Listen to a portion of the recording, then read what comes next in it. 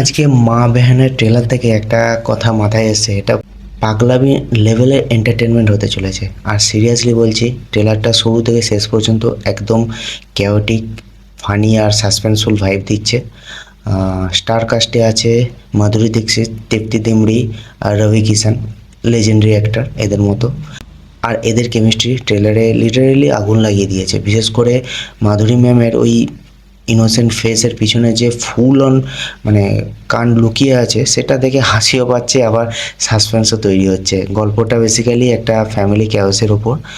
একদিকে মা আর দুই মেয়ের ঝগড়া, অন্যদিকে হঠাৎ ডেড বডি কেস, তারপর যেভাবে সবাই মিলে সিচুয়েশান কভার আপ করার চেষ্টা করছে, ভাই পুরো সিনটাই ডার্ক কমেডি প্লাস থ্রিলারের পারফেক্ট মিক্স লাগছে।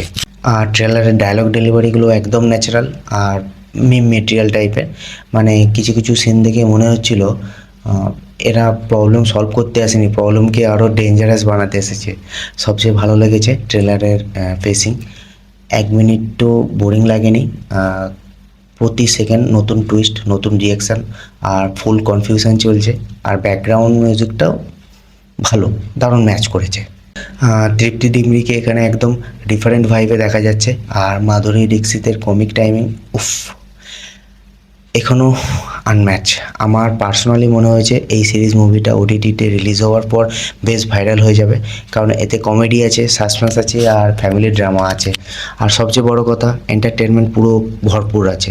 তো ওভারঅল বললে মা বায়ানের ট্রেলার আমার কাছে বেশ সলিড লেগেছে। এখন শুধু অপেক্ষা রিলিজের। তো তোমাদের ট্রেলারটা কেমন লাগলো? কমেডি বেশি লাগলো নাকি সাসপেন্স? কমেন্টে অবশ্যই জানাও। এটা স্ট্রিম হবে নেটফ্লিক্সে, তো যখন রিলিজ হবে তারপরে তোমাদের সাথে কথা হচ্ছে। যাওয়ার আগে চ্যানেলটা প্লিজ সাবস্ক্রাইব করে দাও, ভিডিওটাকে লাইক করে দাও, তোমাদের সাপোর্ট খুব দরকার। দেখা হচ্ছে পরের কোনো এক ভিডিওয়ে। Bye bye.